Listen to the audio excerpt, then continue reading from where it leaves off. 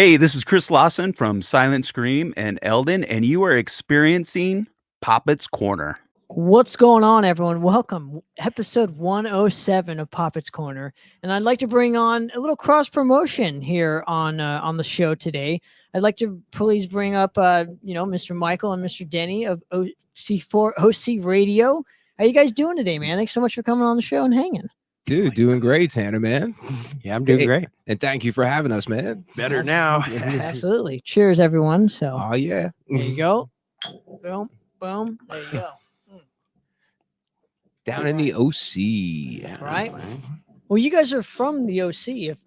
That's where you do C4OC Radio, if I'm not mistaken. That is correct. Santa Ana, California.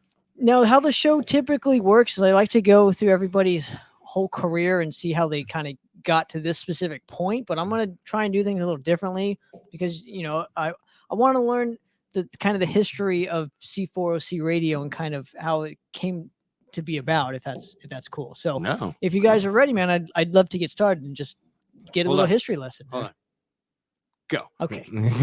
All right. So give us a little bit before starting C4OC Radio. Obviously, Danny, you play in multiple bands at this point. Yes, sir. And Mike, I didn't even know you played in a couple bands. So give me some backstory just on you Wait guys. till you see this guy. He's gonna be doing Ing-based stuff. I know. That's my kid, man. But this gentleman here, Mr. Denny Ray, he is Mr. C4OC Radio himself. So he should start and take it away. Well, there is a little tiny spot right before Mike that I could speak about. It's really nothing. But actually, about in 1996, my father, the Crow, Lonnie Stelly, aka Lonnie Stelly, he's always the Crow. He plays in the band, and we've been, he's been my teacher of music since day one, and he always turned me on to all great kinds of music. And so Pops is like, he's been in bands from years back, blah, blah, blah. And one day he's like, hey, you grown up kid. You grown up kid. I think you might got the chops to play with me. So one day we decided to make a band. We had a couple months in the garage and getting it out. And we decided to take on another member who has passed away about 3 years ago now, and he's one of the original members. And so we practiced like that for a while, and we started a band called C4. Okay, just after the explosive. Yeah. Okay. A lot of people are like, C to the fourth power. No, it is what it is. C4. Right. The bomb, baby. Dynamite. Bring down the house. Dynamite. Yeah. Exactly. And that name was given to us by my pops. And interesting story, real quick. Sure. We threw in a hat. We had a hat. And we had a bunch of names, and we were like, "What are we going to call ourselves?" Everybody threw their name in the hat. Okay, mine was Butterface. Another friend of mine, Mike Reeves, who passed away, God rest his soul, my brother, he threw in Liquid Smoke. Okay, so what do you think the first pick came out of the hat was? Everything's hot Butterface. Yes. Butterface came out, and everybody immediately was like, no. And then I'm like, okay, well, then I'm not even in this. Whatever, I don't care what you call it. You know what I mean? And then next pick comes up, and it's Liquid Smoke. So then, of course, it was like, no way, dude. You're not calling it that. So we had a little bicker, nothing major. But Pops is like, you know what? I've been thinking about this for a while, and I think the way the band is going, it should be called C4. Because it's the bomb? Because it's the bomb. And everybody sat there quiet. We drank our beer. We're like, I think you got something there, Pops. So, Pops again saved the day. So we've been called ever since 95, 96. We've been C4. We've had many different members.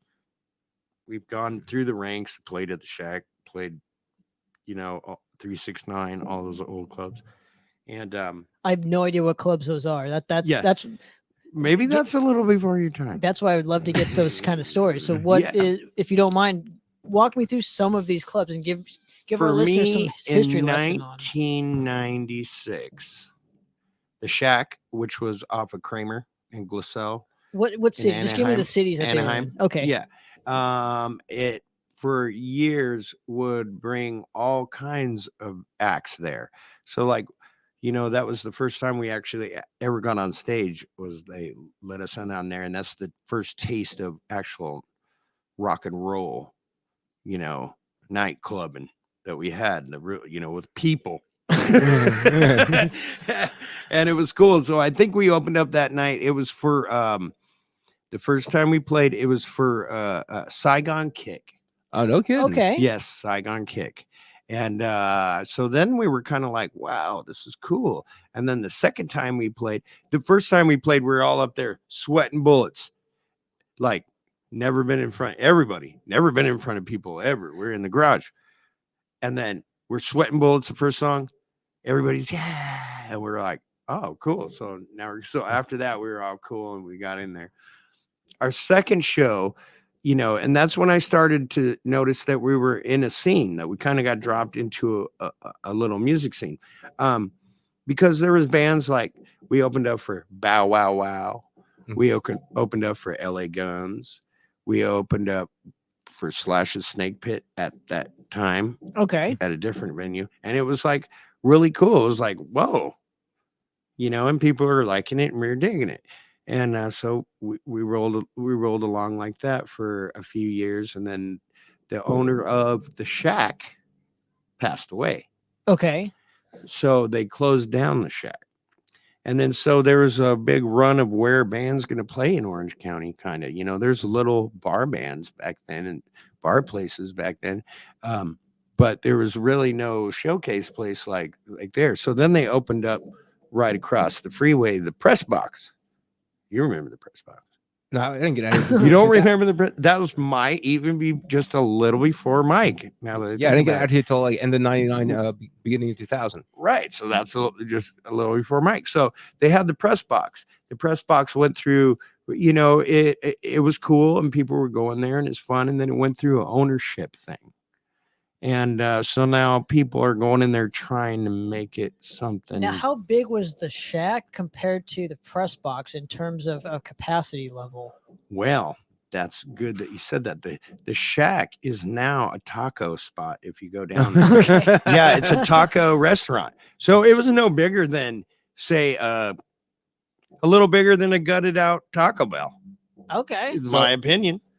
So With a kitchen, they had the greatest kitchen, great cooks, great looking bar, all was great it looking steak. similar to like Bobby V's in size? Yeah, I would say that it was. So it's like around that Bobby 200, like, V's. so around that 200 capacity. Then, Okay. because that's what Okay. Bobby V's is. During the day, it was a social drinking place, so everybody and on Friday nights, and on the weekends they would cut off about 6, and then that's when they'd let the local music scene come in, and they, had a few promoters that promoted like that. Sure. And so the Press Box compared to that was relatively bigger? The Press Box actually is it's a little bigger club. I want to say it's shy of stages. Okay. Just a little smaller stage. Just the bottom level? Because that bottom level can hold like 600 to like 1,000 people. Yeah. Okay. Yeah. Well, yeah. I mean, no. The Press Box was, stages, formerly known Malone's. Oh, yes. I see. Oh, yes, okay. Yes. So this which is now stages. I see. Yes. So it was known as the Press Box before. No. What I'm saying is the size of the Press Box was a little bit bigger than Malone's, which is now stages. Gotcha. Yeah. Okay. So. And you mentioned that C4 was your first. Was this your first band? Because obviously you said this is like your first show. So I mean, we're talking. It wasn't really my first band, but like up until I hooked up with my pops, it was just chipping in the woodshed, going to people's houses, trying to find what's cool, what's not, how to play things, get technique. Right. If you will. Back in my day, we didn't have YouTube. and nobody was giving away techniques for free back then. So you really had to watch what they were doing and know your craft, or you had to have somebody that was really good, you know, tutoring you and kind of helping you out. But nobody gave anything away back then. Seriously, like it's not like YouTube. I want to learn the song. Right. You can 15 minutes, you got it. Sure. if you know how to play Yeah, guitar. there was no how-to. It was Yeah. figuring it out by yourself. Yeah. And how long had you been playing guitar? Because we should mention you guys are both guitar players. Now, how long have you been playing, you personally, guitar prior to forming C4? Oh, since my first introduction to guitar was my pops bought me a guitar when I was 7. So that's what? Oh, so in that span of time, well, you're going to make me date myself. So let's see. It was 1977 is when I got my first guitar. Wow. So you didn't play a first show until 20 years after getting a guitar? No, I was a late bloomer. Okay. I really was, Okay. because, life and have kids, I got in between all that stuff. Matter of fact, right before we started C4, I just started picking up the guitar again, and Pops just got back into playing again. I actually bought him a drum set, or actually this kid wanted lessons, and I finagled the kid to bring the set over so Pops could give him lessons. And then the kid never wanted to get lessons. He decided to be a bass player, and he said, "Here, since you went through all that trouble, take my set." Nice. Oh, damn, that was mighty kind of him. Tama white set. Oh damn. Yeah. there So you go. So playing the sorry, not the press box, but I'm blanking on the name now. Shack. The Shack. yes. What kind of transpired for you to meeting Mike over here? How did you guys actually form what would now be called C4OC Radio? Okay, so we're getting right there. So we're right there. So there was the press box, Mhm. and the press box went out for about 2-3 years. Changed hands, everything. So a lot of people are like, it's kind of a pain in the ass to get a gig over there. You know what I mean? There's, and so for the next 3 years, we're probably humping around, everybody's trying to find a gig somewhere. I mean, somewhere. I mean, at that time, there was no going to play LA unless you knew somebody, and then you could get down that way. Or if you cold called, which you pretty much weren't going to get anywhere. So, so there's a lot of bands doing house parties and struggling, and kind of with that particular time, it was kind of like last year's COVID. Like it was just, people were just trying to get, they were scratching, Okay. you know what I mean? Trying to find anywhere or anything to play. Yeah. And then, so, I remember, I thought it was, I can't even remember the date. It was in the 2000s, but we stumbled across, which was right over the freeway from where I lived, stumbled across Malone's. Everybody's all, go to Malone's for like a year. I'm all, Malone's? What the hell? On the other side of the freeway? That's all like Industrial business plaza. Like nobody goes there unless they're got a semi. And so I went over there one day, and I was like, wow. And I went in there and had a beer, and I was like, wow. It was kind of small. It was before they did remodeling. Yeah, it was probably right before Gina took over. Yeah, it actually was. Was it when they only had the small stage? They didn't have 2 stages. They had half a building. They didn't have the whole building. Yeah, the original owner, where the smaller stage ended, Okay. there was a big wall going across, and the previous owner had all his personal crap in there, boat, dirt bikes, all that kind Like of a shit. warehouse storage. Yeah, it was his own personal. Yeah, just as he was saying, it was all personal warehouse storage. And then after Gina purchased the place, one of the first things she did was knock down the wall, and was knock down that wall. Tear down this wall. That's Right. exactly what she did. She tore down the Exactly. wall. You'll say, put a floor down, so it wasn't all concrete, and then add that big ass stage. But before we get too far, so we had played Malone's when it was that little Malone's, And I went in there and I was like, okay. So we played, and it was cool. And then I think a year later, after we were doing some other stuff. I think we were making a record or something. But we came back, and they had opened up the whole place. And then I'm not even sure I met you at Malone's.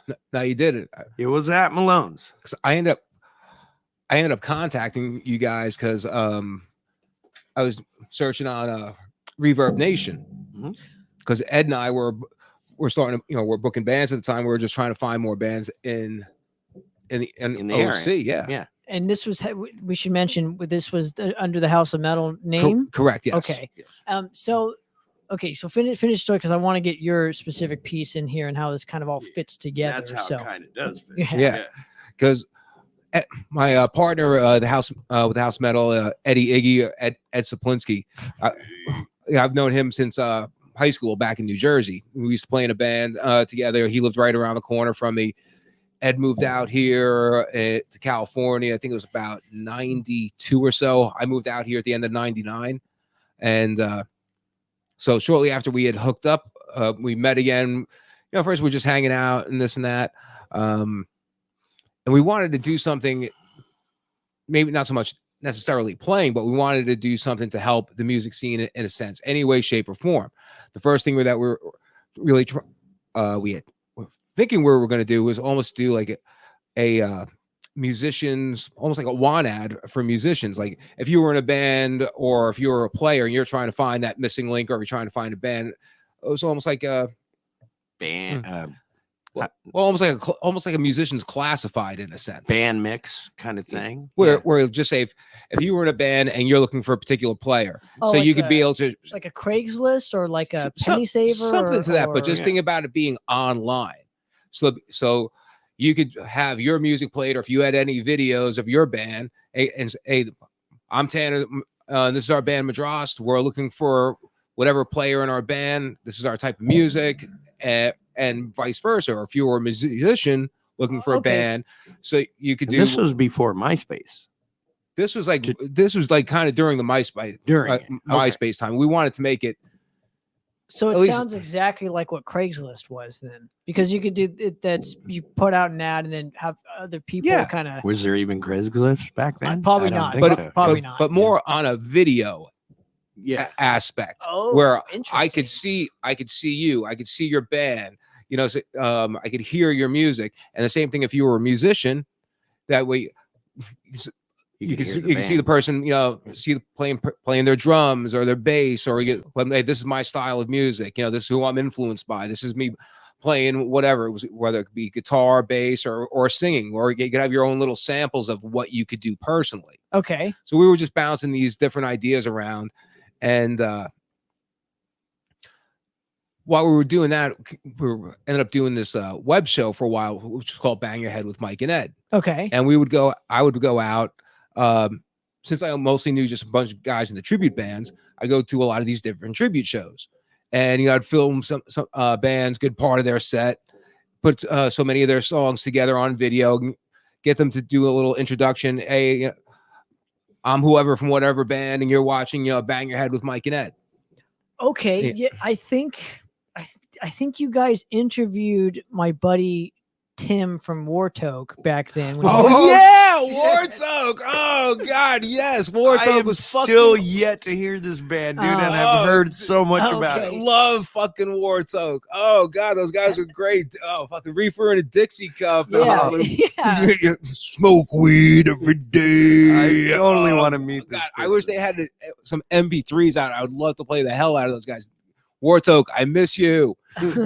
We'll talk off the air. I think I might have something for you. So they actually played on the actual very first House of Metal show. Okay. Now back up real quick, because I want to know, you mentioned that you and Eddie had met during high school. He moved out here earlier and you moved out a couple years after. Now, when I guess, why did the chemistry between you guys, why did you guys feel that it was time to kind of be promoters rather than just playing bands? Was there not like a lot of just good promoters at that specific time? Actually, what happened was I was doing a lot of the Bang Your Head with Mike and Ed stuff with Ed and I. It was mostly me trying to get Ed to a show. It was kind of difficult by his location. Actually, we've been doing this for Do like you know Eddie? yeah. And what happened was forget which venue it was. Oh, it was down at the OC Tavern down in San Clemente. And at the time, the guy Mike, was very, very cool guy. He'd seen me down there once or twice with some of the bigger tribute bands with Damage Inc. And Atomic Punks. And you just knew all these guys just from what, like playing with them, or No, or... they got wind of me because we were putting our shows up on MySpace at the time, and the word was getting around very kind of quick in a sense. And honestly, everyone would share the videos and that type of thing, kind of tagging them and putting them on everyone else's page. And the guys. Honestly, there wasn't really anything going on at that time like you guys were doing. Yeah, like the Bang Your Head with Mike and Ed stuff. Like, I watch it all the time on YouTube. But I think about when I watch it, I'm like, okay, where was I at that time? I'm like, dude, they weren't doing that. Nobody was doing that at that time. These guys were. And the bands were extremely happy to get that much more exposure. Sure. But on a visual platform too, because we got to remember this too, where visually speaking, there were many people kind of documenting those kind of the bands or like how we do now with these podcasts. Video and whatnot. camera at the gig was very rare. Yeah. So it was very primitive to like. And I don't mean it out of disrespect at all. It's just what you guys are doing. It was very primitive to where it was before basic, and it was before we had all this technology. Innovative. So I want to put it, I want to put it in perspective for the people that maybe not. Because this is going back to about we started doing this back in the very first show we actually did. Everything kind of started in 2008 when I started doing the Bang Your Head with Mike and Ed. In fact, the very first show that I covered was True to Crew and Van Halen down at the Blue Cafe in Huntington Beach. Got in contact with the guys with Van Halen, and in fact, I think I got in touch with our good buddy Larry, who's passed away, Larry Cornwall.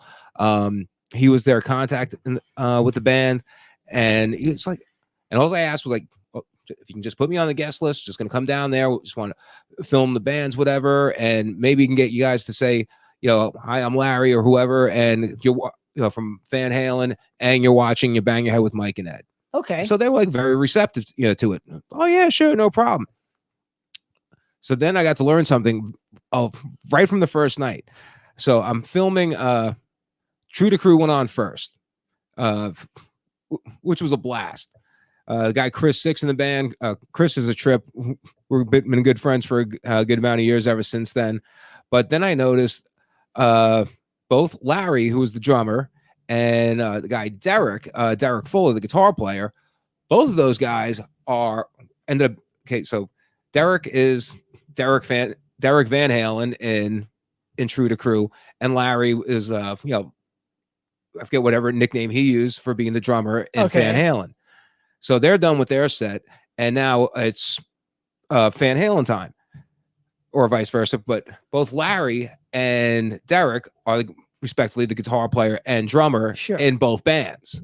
Sure. So like, the first band gets done, whatever, outside having a butt and this and that. I'm talking to Chris, and I see the guys out there. I see Derek, changing his wig and everything, and I'm like, get the fuck out of here. I'm like, these guys are playing it in both bands. I'm like, it just kind of blew my mind. And Chris at the time, who was playing bass in True to Crew, he had like the fake tattooed sleeves on. First I think he's all tatted up. Where you rolled it up, to like. But now in real life, he's actually tatted up. Now but at the time, because tattoos were new back then. No, but the fake tattoo sleeves were brand new at the time. And he wasn't tatted up at that time in real life.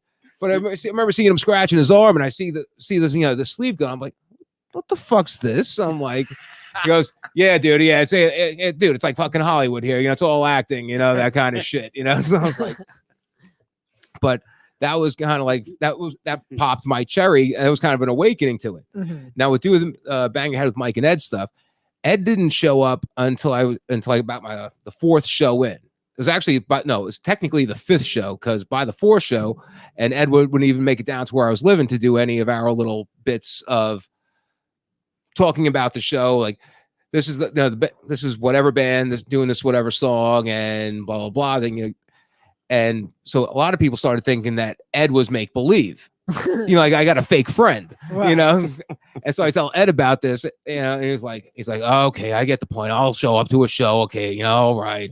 Like, I was pulling his leg to do so. And every time, like, he would even like say he would show up for like doing the filming of what we would do, like doing the editing part, Mhm. it was always like the last minute wouldn't happen. And then I gave him the nickname, the Bailer. And he's like, oh, you're going to be like, he goes, I'll be there. And once you started giving a name like that, then it's like, then he got his ass down like almost all the time. And ever since then, it went great, because we've known each other for so long, and we have a great chemistry together. Plus, right before we do our filming of our bits, like, in between like the songs and that bit, we're getting plastered, we're getting high, like fucking crazy. I mean, it's 11:30 in the morning. We're drinking, doing shots, smoking fatties. So we get our heads in the right place, to make it that much more humorous and Interesting. and spontaneous. And Yeah. And some of the shit is, even I look back on it today, it's just, I you ever laugh watched my ass on YouTube? Bang Your Head with Mike and Ed. I watched a couple because they were my friends getting interviewed. So this was the first moment where I kind of noticed that people were interviewing bands in the OC or whatever. So yeah. now with that in mind, why was it important, in your opinion, to do that around that specific time? And how did you and Ed, I guess, come to that mutual kind of understanding of, we kind of need to do something to promote our community? Well, it was just because there was just a lot of talk and all these ideas. We had a ton of shit written down as kind of like that musicians help wanted type of thing. Then I had something very big and tragic that happened in my life. Wife was pregnant at the time. We lost our child 10 days before the due date. Oh, yeah. So like so at that point, it was the worst I've ever been hurt. sure. So I'm like, what? And I just told Ed, I'm like about a day or two after, I'm like, dude, and I just told him, this is what I'm gonna do. We're gonna call it Bang Your Head with Mike and Ed, because that was one of the names we'd thrown out there. And I said, it's like, I can't be hurt any worse than what I just went through a few days ago. What's the worst that someone could say to me? No. Well, whoop-de-damn do, Sure. So it was at that point, like, I remember just taking a break outside the hospital and bawling my eyes out, on the sidewalk, with what happened. I'm just like, and it was literally in some 20-minute break of, losing my mind, that it was just like, I'm doing this. I don't fucking care who's with me or who's not. And it was literally that night. In fact, Chris Dale, he's playing Dark Sun. Yeah. He The old sound man at the Carmen Bar. Yeah. Yeah. We'd known each other for a good few years at the time. And he called me, and literally like minutes after I stepped outside from the hospital, as all this is going on, I told him what was happening. I'm like, I got something that's going to be going on, music and video wise, and at some point soon, I'm going to be contacting you about doing it. He goes, just as long as you're okay, I'm with you. I'll do whatever you want. Just once you're done get through what you're going through, grieving and this and that, contact me. I'll do whatever. And I was like, thank you, Chris. Love you, brother. I'll be in touch with you in the next couple of weeks. And he was actually one of the very first interviews that we did with Bang Your Head with Mike and Ed. Okay, and I got to ask about your tech setup too. Around this specific time, like, how did you?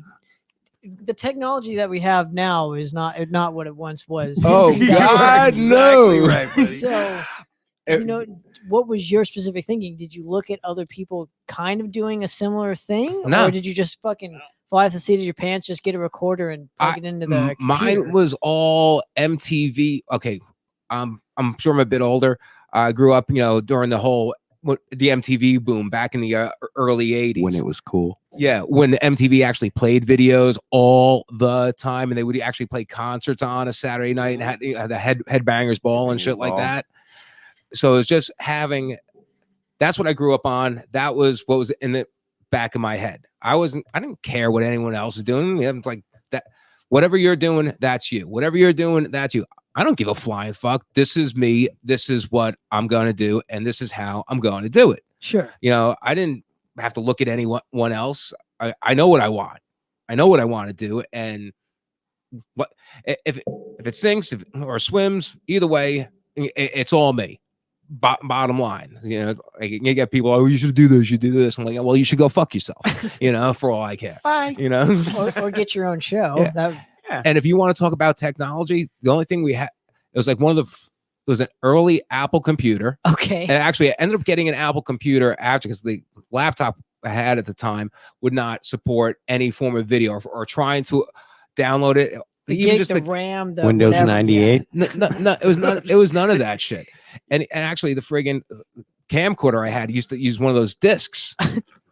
Dude, are you talking about the little like GameCube looking motherfucker? You mean the VHS disc? No. They were like this big. Yeah, the little tiny. Yeah. Mini disc. About the size of your coaster right there. They're about that big. Remember the discs in the back in the day? You'd get a movie and it was on a big old disc. Oh, like laser a laser disc. But that's what it friggin' used, and didn't even have a tripod at the time. So like when I'm going to these shows, I literally got my like this, elbows in. I so, had the same one, the Sony camcorder or yeah, whatever. dude, Yeah, and I got That's why he's so buff. And I got 'Cause of the way he had hundreds to be and hundreds of these discs still to this day. And the problem is you probably can't fucking put it to digital, huh? Oh, he's tried to come over and we tried to do all that. You can watch it. You can watch it on your TV and your computer and that shit. I know And the I can pain. still, and I can, know the pain, dude. but literally, I'm going to all the concerts like this, Sure. and I was actually fortunate that the sound quality on the thing was actually surprisingly fucking good. But like, then I'd get home from the show, wouldn't care if it was like 1:30, 2 o'clock in the morning, and I was just hell bent on getting this shit done. I'd be up to like 4 or 5 o'clock in the morning because it would take forever in a day to get that shit ripped onto your computer. Okay. And then I'd at least get to all the songs separated. And let's see that. Then I'd, hopefully, since it would be a Saturday night, hopefully, Ed would be there the next day like he's supposed to for us to do our thing. And then I could edit it and the shit would be up by Sunday night. Okay. And about after, like, if Ed wasn't going to be there that Sunday or the following Sunday, okay, fuck you. You're out on this one. I'm doing it, But I didn't even have a tripod at the time. So when I was living with the wife at the time, had my man cave, whatever. It was a cool looking room, but I didn't even have a tripod. I had you fucking ladder over there. Sure. Okay, I'm using that and the painter's fucking arm, to hold all the shit. That's what my camera was set up on. I have a book under it like this, so it'd be on the right angle, looking down and shit. One of those heavy duty Look at you, dude. Just camera fucking stands. like trying to get the angle just right. You're like a director almost. Oh, got but dude, books. but like how you have your Madras, backdrop here. Sure. At least in my room, I had, big ass Randy poster. I had section for my Diary of Madman tour book from '82. This big opening with Randy there. Any cool rock and roll shit I had on this one wall. It was always done against this one wall, and I'm trying to work this around a pool table that's up there in this tiny it's not a tiny room, but the pool table just occupied the most amount of the room. That kind of shit. It was just like, okay, how do I get this? Now I'm trying to friggin' zoom it in, right? Okay, where am I going to stand? I don't want to make it seem as I'm in the same exact spot all the time. So I'm going to be in this spot for this part of it. Then I'm going to be in this spot, so yeah, there's something different in the background every time. Or like, and now I got to bring the ladder over to this other spot. So at least I got some other big poster over here or a picture and that kind of shit. So at least you weren't looking at the same thing in the background every single time. And I went about doing that. And I think we did about 50 plus episodes, around 50 episodes of that shit. And most of it was friggin', mostly tribute bands. And we ended up at some point we had bands on there. Like, we did, Leather Wolf. We had a Simon Wright as a guest. We had Brian Forsythe from Kix. I know there's a few others, but I'm just drawing. Oh, who are those other guys from fucking Finland? I don't know. There's probably a bunch of people from Finland. But but where were you living at the time of this? Because you said you were in Jersey and moved out to California for what, work reasons or just in what was it, weather or none? In 1998, I'm in the Bahamas having vacation. The lady who I married, and technically still comes separated, but we met in the Bahamas, but she was from out here. So I moved, did the long distance family out here. Yeah. Okay. So yeah, did the long distance relationship for a little bit over a year, then loaded up my pickup truck, made the trip cross country. I've been here since. Okay. And obviously, did it come on your radar, their show, and then that's how you formally just met, or? Well, no, because like I was just saying, like before Malone's did their first, before they did their first renovation, there was a little scene, but we took a little hiatus and we came back, and the next time Malone's stages, it is remodeled and they've got a big room, and now they got 2 stages. No, I think when they got got 2 stages now. Okay, so Mike and Ed, hey, hit us up, like I guess you said, Reverb Nation. Yeah, in fact, your brother, who was in the band at the time, I guess his phone number was the contact on Reverb Nation. Yep, it was. That's we should also educate some people. Reverb Nation was really important to bands, or especially around this time. It was like having a I don't know, your social media platforms or a band camp. I think Bandcamp would be the closest thing to it. So it's kind of like that for underground bands. It's kind of was crucial around that specific point. Yeah, and it was big to like someone like me, promoter wise, trying to find any band that we hadn't seen, hadn't heard of, or who might not be a big player on social media platforms. Because back at the time it was primarily MySpace, and that's when Facebook was just starting to like really grow. And not a lot of bands knew about social media or anything about it because it was so new at that time. Yeah. Or how to work it.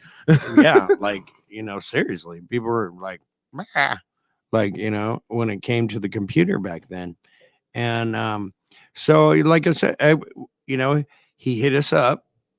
And I want to say at that time, Reverb Nation was the only hub that could actually hook up promoters, venues, and bands. Yeah. Because in what aspect, if you don't mind me asking? If you wanted to gig, you put your band out there, and so there was also a big pool. So a lot of these promoters would make a profile as a promoter, venues would make a profile as a venue. So now when the bands made a profile, there was something to mix it all together. It was strictly pretty much because it wasn't any fans on it. It was strictly business, strictly music related. Yeah. Okay. Because it was just for bands, promoters, bookers, promoters, that type of combo, venues and bands. Yeah.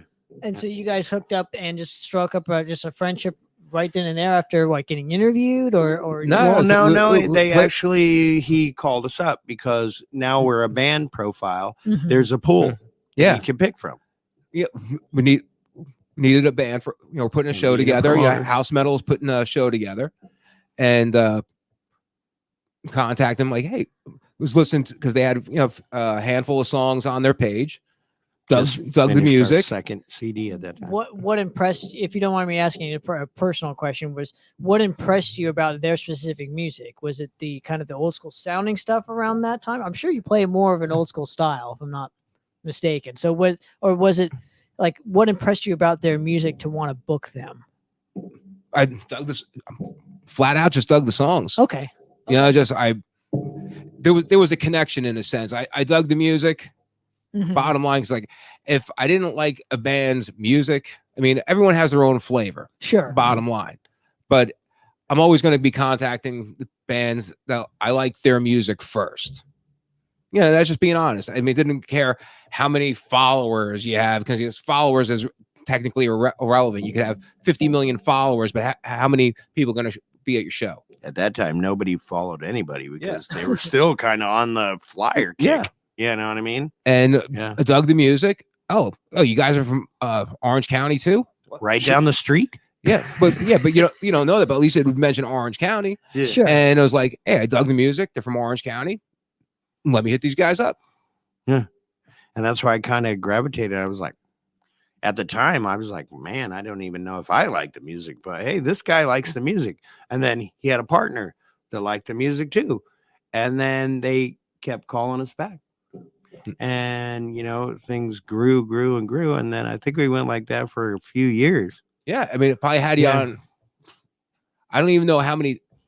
Probably had you play at least, I'd say 5 times before you hit me up about doing about the radio station. Yeah. Okay, so you hit him up about possibly doing a radio station. Well, No, he hit me. We'd done shows, and so now we were kind of a little bit of a regular at Malone's, and we Okay. started knowing people in the scene because, like I said, at that time the scene was all messed up right before that. And when we went the second time to Malone's, and I saw how that they were booking the bands, and they weren't.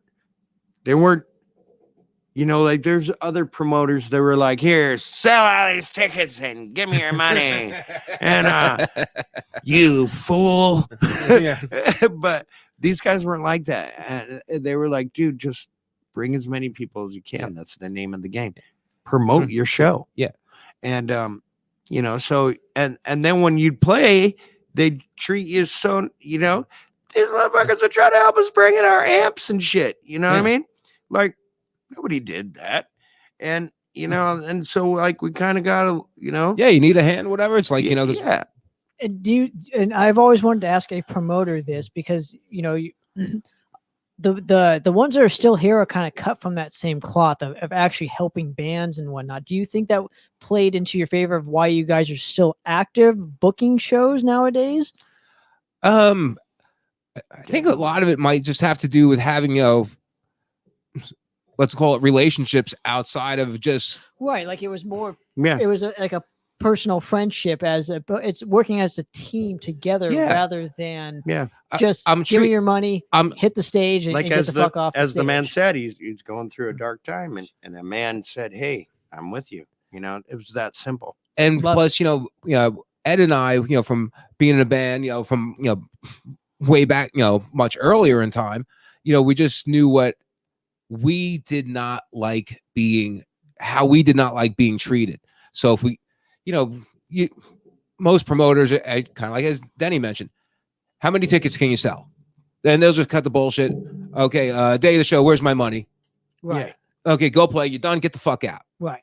And these guys were like, "Dude, bring as many people as you can. Then we can work a deal." Yeah. Seriously, you can't expect to have a show and not invite anybody and then have your hand out to get paid. Right. Nobody knows you. Right. Yeah, or just like we would even tell bands, look, as being part of a promoter, especially when it was like a bigger act coming around. In fact, I think Denny might be kind of alluding to, we had Love Hate perform one night. Oh, right on. Okay. And we would Good Played on our stuff. and we'd and we'd tell the bands, hey, look, we're not this other promoter. We're not going to mention any particular name. Sure. Sell what you can. Put all the tickets that you don't sell, I just need them back. Yeah. Plain and simple. Mm-hmm. And some other promoters, like, you're not even going to find out what time you're going to be on until 5 seconds before until you the get day there. until the day of the show. Who sold the most amount of tickets? Yeah, and and- that's what it depended on. Yeah, and plus everyone's got to be there by a certain time. Everyone's got to be here at the show by 5:00. Whoever sold the most amount of tickets, who's ever going to give me the most amount of money is going to go up on stage. That was not our philosophy. I was fashionably late on those nights. Just be sure. Yeah, From friend to friend, yeah. I was late on purpose. I know what you mean, but that was not our philosophy. Nope. With house Nope. metal, we would tell you, we didn't give you options. Like, we would expect you to sell. Mm-hmm. You'll say, let's call it, the direct support spot. You always hope that person's going to sell the most amount of tickets.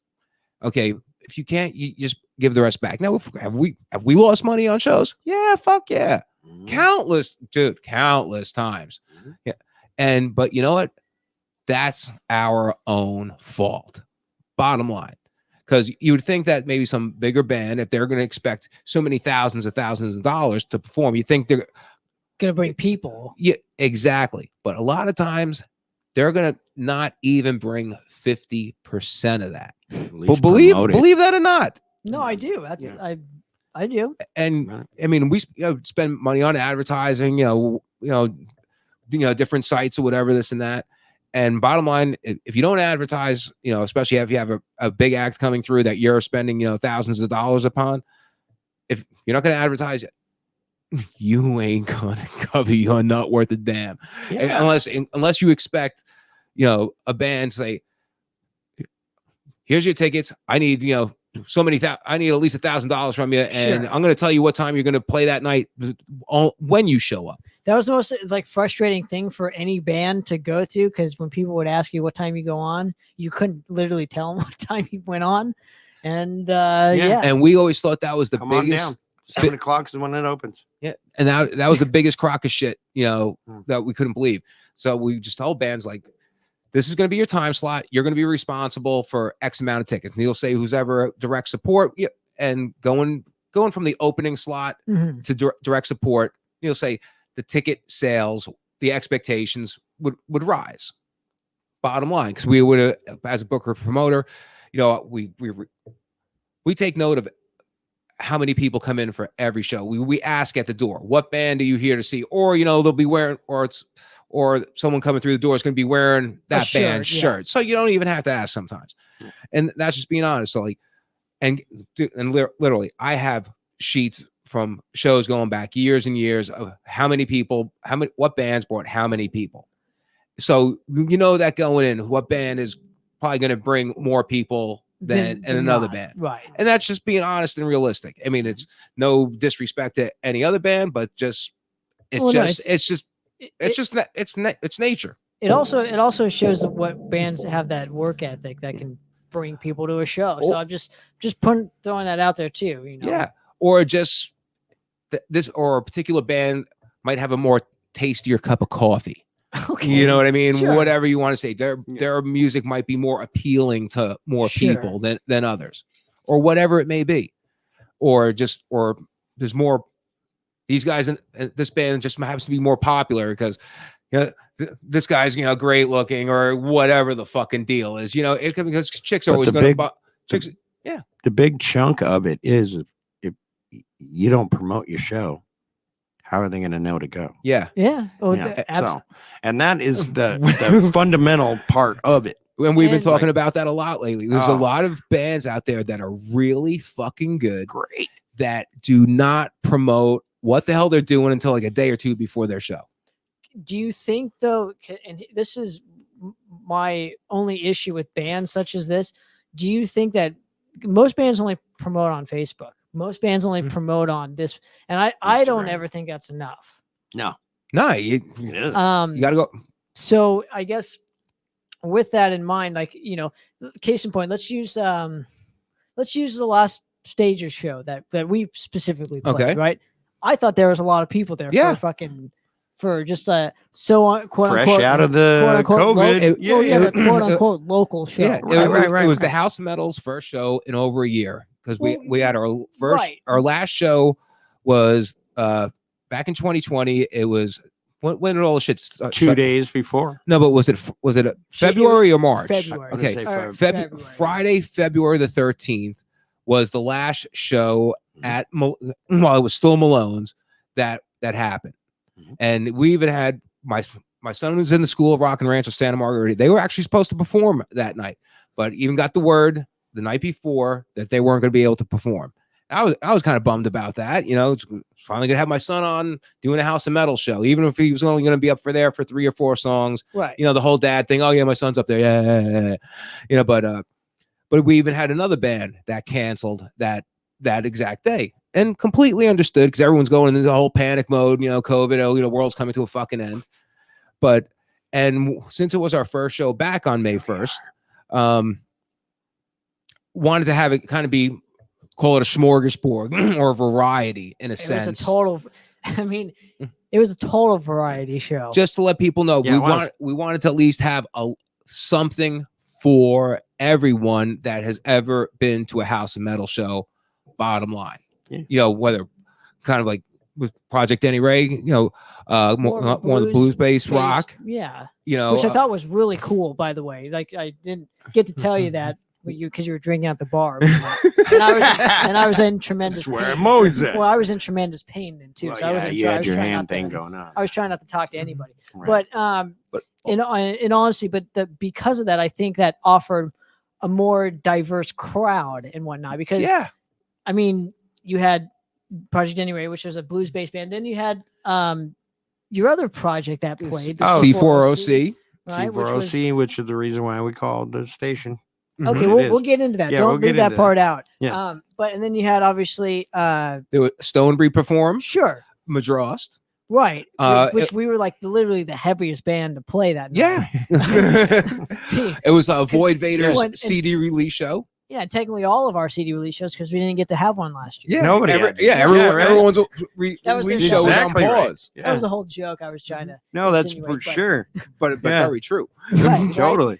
But I'm just saying that added to, I think that's for that specific show. That's what was in its favor, was the diverse kind of styles of music. Yeah. Playing, and obviously two people wanted to get the fuck out of the house. Oh yeah. Right. And it was just very nice to see that. Right. But I also think too, like I was promoting that show, heavily, just on podcasts. When every shows I would, get interviewed for, or this or that, Yeah. or that, and I didn't even. I hardly posted on Facebook. So shows. I mean, I'm not saying it is all me that why people were there, Yeah. but I'm saying is there are other avenues to promoting than just being on social media.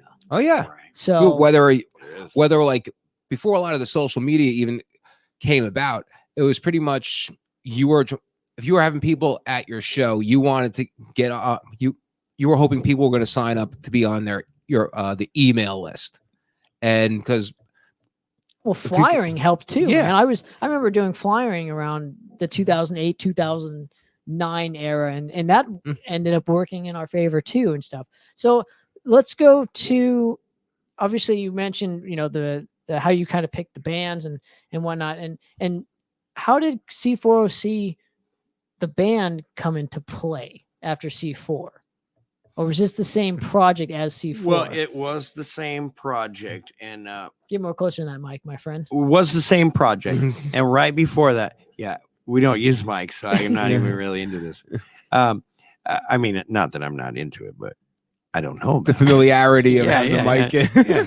Let me rephrase that. Really, about the time that I met Mike, we were going to C4. Yeah, you we were going to C4. C4, period. And we went like that for years. And then all of a sudden, there's all these C4 bands popping up, and then Yeah, there was Cell Block 4 and DC4 4 that we know, yeah, and it's all this stuff. So, and we were like, hey, dude, and we'd email these bands and be like, let's go, but yeah, we da-da-da, and there, yeah, and a lot of them were like, yeah, well, we got it. What are you gonna do about it? Back then, we didn't know nothing about, making our name copyright, copyright, and a trademark and all that stuff. We didn't know about that. So we're like, okay, all right. Well, none of you C4 bands live in Orange County. So my brother was like, C4OC. I mean, if you want to keep the name, we got to do that. Because I didn't want to go back through some goofy ass name thing. Putting name in a hat change. again. Yeah, I didn't want to do that. And, making the name for your band is just always annoying to me. It's just annoying. It's like, everyone wants to name it. I'm like, let it do its thing and simmer, and it'll name itself. You know what I mean? Yeah, first thing we got to do is have a band name. No, you got to write a fucking song. Oh, yeah, you got to learn how to play first. Yeah. And even that won't help. But no, so like we became C4OC. My brother, he did what he did, copyright or whatever. So now we're C4OC. And then so like I think we did a show and I was like, hey, he's like, oh yeah, we want you on a show and da da da. And I was like, okay, but we're not C4 anymore. It's C4OC and it looks like this, and here's the logo. And like I feel bad now. But at the time I was like, this is how it is. Da da da. And I was all tough and mean. Because you're And, more bent about the situation. Yeah. Mike's all right, superheroes, calm down. We're gonna do it. And then so then the thing was people started asking us back, and they started asking us back, and we were like, dude. And so then I was like, okay, well, it's just on the other side of the freeway. Let me go over there and support these fellas that support me. And so we go over there and we started seeing all these other bands and hanging out with all these people and da. And then one day I was sitting at home and I was sitting with my buddy BW, and I was like, man, there's got to be a way that we can do something different to have our band make a niche. Or just be heard in general, right? Yeah, Not just or rely on playing shows. It wasn't all the even time? really about being heard. It was about being different. Different in terms of what, though? Doing what another band ever did. And like at that point, bands did everything that everybody did. And so there, like thinking outside way outside the box. And I was like, dude, we're gonna start a radio station. And Brendan looked at me. He's sitting on the stoop, and he looked at me. Okay, B. Yeah, I know. Yeah, B man. Yeah, all right. And I'm like, no, you think I'm crazy, right? So then I walked in. I'm like, hey, baby, I'm gonna make a radio station. He's like, okay, honey, yeah, whatever. He's really lost his wig. And then so like that Friday coming up, I'm like, hey, everybody get up. We're going out. And where are we going? I'm like, we're gonna go. If we're gonna make a radio station on there, and Linda was like, oh, you're still on that kick. And I'm like, oh, okay. Sorry, Linda. If we're gonna do this, we got to go get the right people. I can't just have it C4OC music 24/7. I mean, how many times a day? How many times a day you're gonna hear the CD? Yeah, right. We only had like 3 CDs at that time, so like that would have lasted like maybe 4 hours at the most, and then we'd be repeating. And so I was like, but then it hit me. It was like, there's other bands in Orange County that have the same problem I have, that are having the same problems that I have. But I got Ace in my deck. I got my little brother, who's a computer genius. Okay, that helps. Yeah, and like for instance, just a little story. My brother, when World of the Warcraft started, he started playing that thing, and within like a month, they were like, "Hey, dude," they emailed him, "Hey, dude, could you stop playing? Because like you're right on our riders' heels." Like, yeah, so like he got banned for like 6 months, so that they could catch up. And so in the meantime, my brother made profiles and would sell them and make money. And then I was like, dude, there's got to be a way to this. If he's doing that, there's got to be a way to this. So, so then I was like, we're going out. We're going over to Malone's. And I think it was that night was,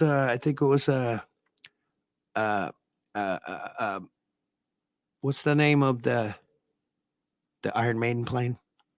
Oh, Ed Force One. Ed Force One was there, and just so happens the bass player, which Melanie, the bass player at the time, Melanie Schoenfeld sang for them, but I can't forget his name. It's Melody sings, Melanie plays bass. Oh, there's a melody and a Melanie. Okay, but at the time, I thought that the gentleman with the beard. Oh, Dave, yes, was playing bass. Yeah, when I saw him that night. Yeah. And then I was like, hey, dude, you sold me my Les Paul, blah, blah, blah. He said, oh, yeah. So now immediately we had this rapport, and then like everybody's like, hey, Denny, da, da, da. And I'm like, okay. So now this is confirmation that I should go over and talk to Mike. So he's doing his thing. I went and talked to Ed. They're doing their thing. And I was like, hey, I got this great idea. At the end of the night, I pulled them together. I go, hey, look, little buddies. We're getting nowhere fast, and we need some wheels, some big heavy duty wheels. I'm going to start a radio station, and it's going to be on the line. It's going to go global, and it's going to be nothing but local bands and tribute bands and all the people around here. Are you guys in? And then like, if they said no, I I would have just forgot all about it and just let it go. I They'd don't- be idiots to not want to. but they were like, but they were both like, yeah, Well, yeah, I was Ed. Well, we were like, hey, let me think about this. Yeah. I know Ed just, just his lack of availability, just vehicle wise, that his situation. But I was thinking about it because like been booking bands at that time, for at least the past 5 years. And the House Metal we're in our 10-year anniversary, so to say. And because we had a good few years, we were booking, 2 or 3 shows per month, over at Malone's. So all the bands that would come in, all the original bands, oh yeah, here's a CD, or that type of thing, or or I'd either buy if they had a CD, and if they didn't give me one, I would buy one or a shirt, because they came down and put their effort and energy to being here. They're supporting us. I'm going to support them too. I mean, God, I could wear a different band T-shirt for 3 months and not wear the same one twice. You don't have to clean your clothes every fucking week. But in particular, I have hundreds of CDs from all these different bands. So I'm looking at, I get home later that night and the next morning, and I'm thinking about what Denny asked me, and he goes, I like the way it sounded. I thought he was just maybe looking. I didn't know what Denny was specifically looking for. Maybe he's just looking for music for the library for the radio station. Because he says, yeah, you got this. Yeah, I got a radio station, the C4OC radio, but just my band playing on there. And I'm like, yeah, I actually got everything kind of hooked up before I even talked to you guys, huh? Yeah. No, yeah, it was. Wow. I clearly remember this because it was almost 5 years ago today. Because I remember that show thing has popped up on my memories on Facebook type of bullshit. This is no bullshit. This is all just literally with almost like 5 years ago, like right now. Yeah. And I'm looking at all these CDs I have, and I'm like looking at all these. I literally got 3 milk crates filled with CDs, and I'm just like, and my gears start spinning. I'm getting high and I'm having my coffee, and now my gears are fucking going in overdrive and turbo. I'm like, you might have something here. And to my kind of thing, it's like, why the hell not? It actually sounds like a great idea, because it's not all the mainstream bands. It's everyone that's in our backyard. Yeah, we have some bands that come through from other states or other cities, occasionally. Countries. Yeah, and that type of bit. But why the hell not? What the fuck do I got to lose? Yeah, let's spend some time. I'm already Splitville. I'm separated from my wife at the time. I'm sitting here in my apartment, just getting high and jacking off. Why the fuck not? Right. So I can call Denny back, and I'm like, hey, you talking about that thing with the radio station? He's like, yeah. I'm like, I think I'm in, man. I got hundreds of CDs. And he's like, you are. I mean, oh yeah, you are, man. First he was excited. I was Then like, wait, what? Then he plays it cool. And I'm like, yeah. I'm like, dude. And I told him I got all these CDs. I'm like, you give me an address, you give me a day, give me a time, and at least we can start putting this thing together. Yeah. And man, I was up there freaking about 5 days a week for about almost like 2 or 3 months. Mm-hmm. Just loading up all the CDs, and a lot of the stuff, it's not tagged properly when you go to put it on. I hate that shit. Oh, no. So luckily, I can type like a motherfucker, and band name, title of song, and I'm just typing away, and I'm typing away, and I'm typing away, and I'm typing away. I'm like going nuts. I mean, but we're getting this all done. But sure. I mean, if I got 10 to 15 done in a day, it was a lot, because just the amount of time it would take to just get everything uploaded. And literally 9 out of 10 CDs are not tagged, or don't have any information. They don't have the ICRC code or whatever it is. So now I got a CD, I got a band, and hopefully I can read the fucking titles in the back. Either the print is so small, or it's something dark print on a black background, or squiggly. Yeah. Or, just like, I hope I got this right. Hopefully, I got everything lined up. It's a song. Oh, fuck. I goddamn missed that song title. Now I got to fix everything back, and a lot of the shit if it wasn't in MP3 form on that, then you had to download Well, it. yeah, while he rip was it onto doing something this, else. we actually we had pre-recorded shows that were on iRadio. Okay. Yeah, so they were just pre-recorded. I think they'd even let us run a playlist all day and and you could click on it. It wasn't like on an actual network. It was all just pre-recorded and you could pick them and go listen. But while he's loading everything up, I was over there and I wanted to be a station, a radio station, and with the real controls and everything. And so I went through all kinds of stuff. I found Samcast, which is our live radio stream provider that goes global that we've had for 5 years. Yeah. And so our first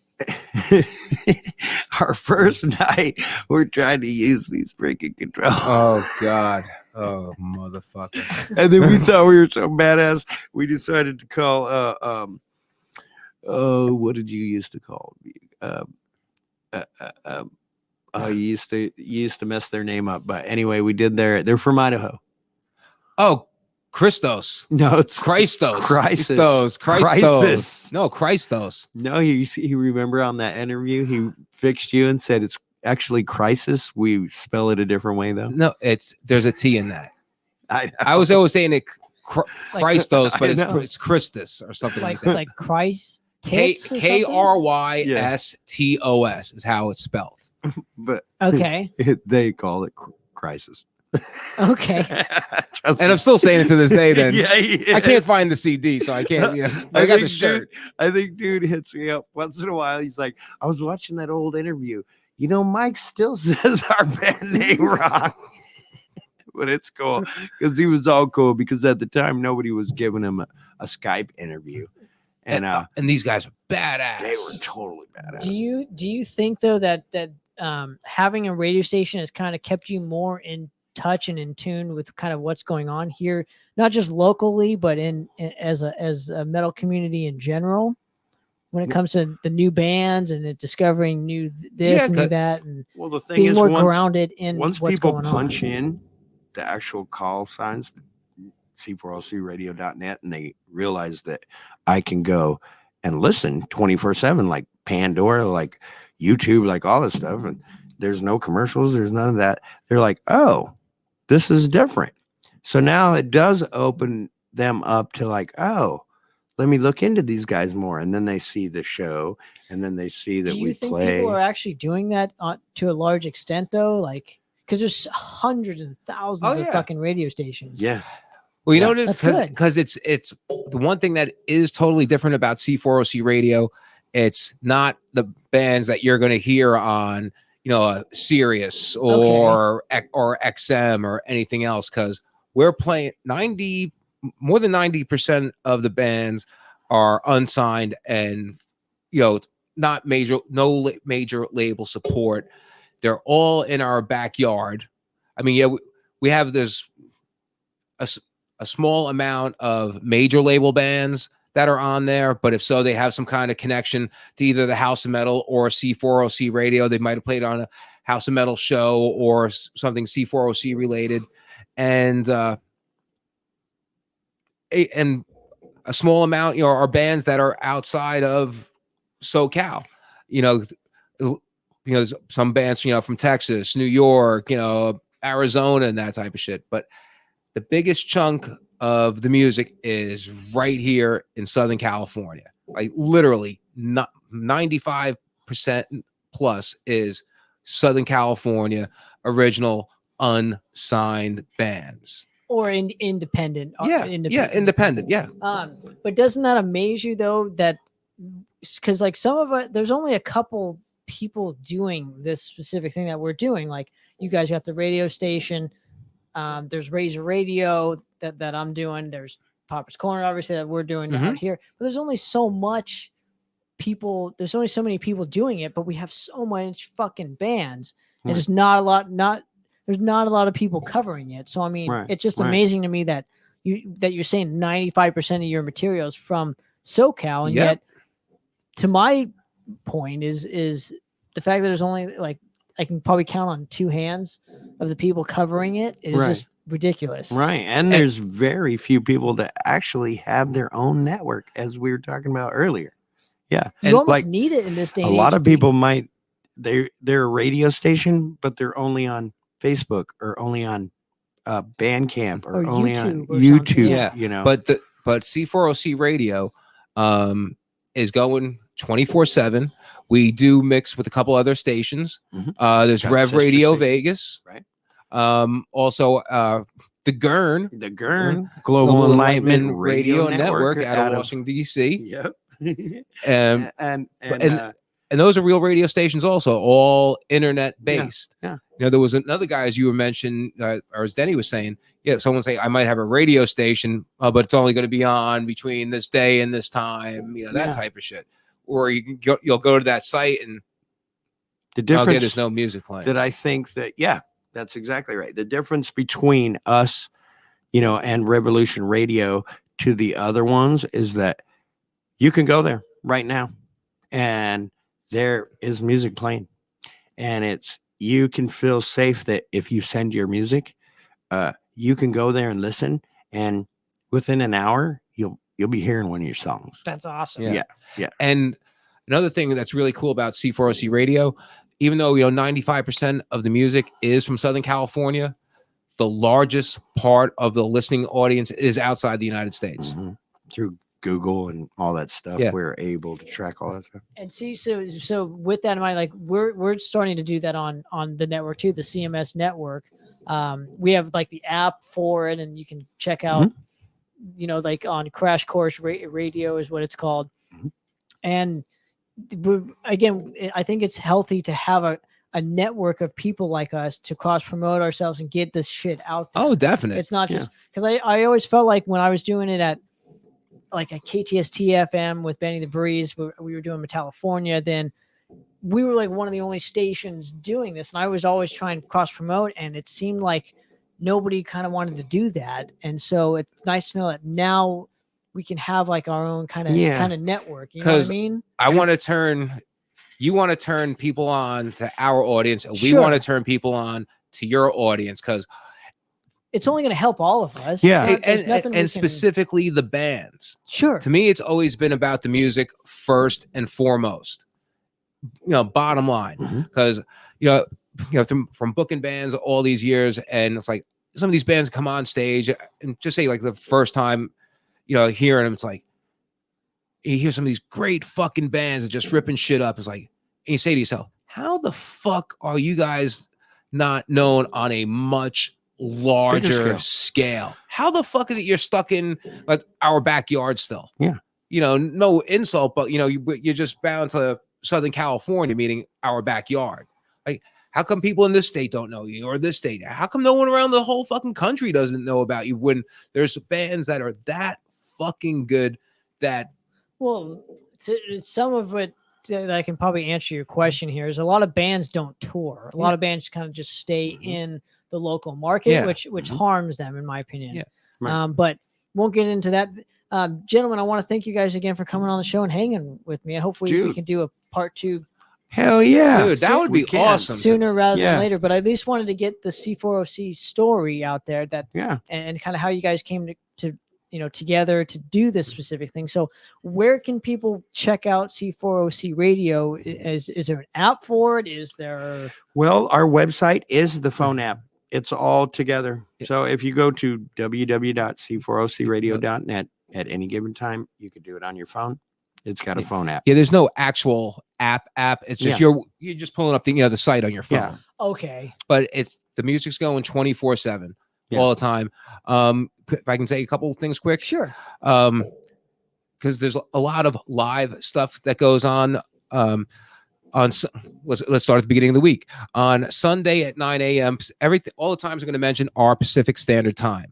9 a.m. is the Bone Daddy Blues with Tim. Starting on Sunday. That starts at 9 a.m. Yeah. Now, Monday, we have one of the... But all day on Sunday, we broadcast on the Ooh. Global Enlightenment Radio Network, which hands off to iRadio. iHeartRadio. Sorry. And then Monday, we have the guys from Rev Radio Vegas They take it over our airwaves for the biggest chunk of the day. Now Tuesday's the one day that's nothing goes on where we have an actual live. Tuesdays I try to get in there, but as far as like doing work around the studio, and because we do a lot of video editing and all that stuff and submitting music and all that stuff, I need a day to do that stuff. So. Then on Wednesday is Rock and Ron's record review that comes on at 7 p.m. 7 p.m. straight out of Houston, Texas. Yep.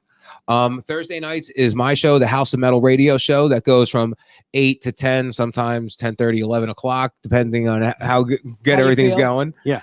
On Fridays, it's Meet Me at the Tiki with Zach. That starts at 5 p.m. on Fridays. Yep, 5 p.m. He's our liaisons, kind of from New York City. He's from New York, and he gives a lot of cool old school stories, from back in the 70s and early 80s of a lot of the scene that was going on back there. CBGB's type thing. Oh, yeah. This real cool, interesting rock and roll history that Zach definitely has. Yeah.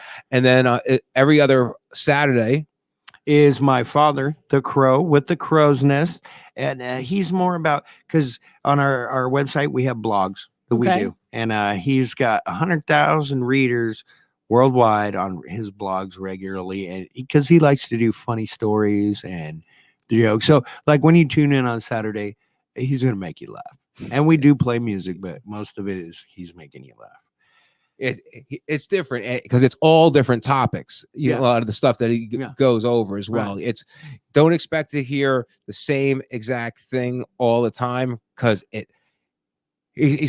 Pops is such an amazing guy. The Crow is such an amazing guy that his stories are so versatile, and just it go from one topic to another, and his point or his take on everything, his point of view is definitely unique. Yeah. And I mean that in the most positive, funny way. And that's why they call it the Crow's Nest, because he's sitting up there just watching it with his thing. And if you want to get your music played on C4OCradio.net, you want to send your MP3s along with your EPKs to C4OCradio@gmail.com. Like this fine musician and the band Madras did. Absolutely.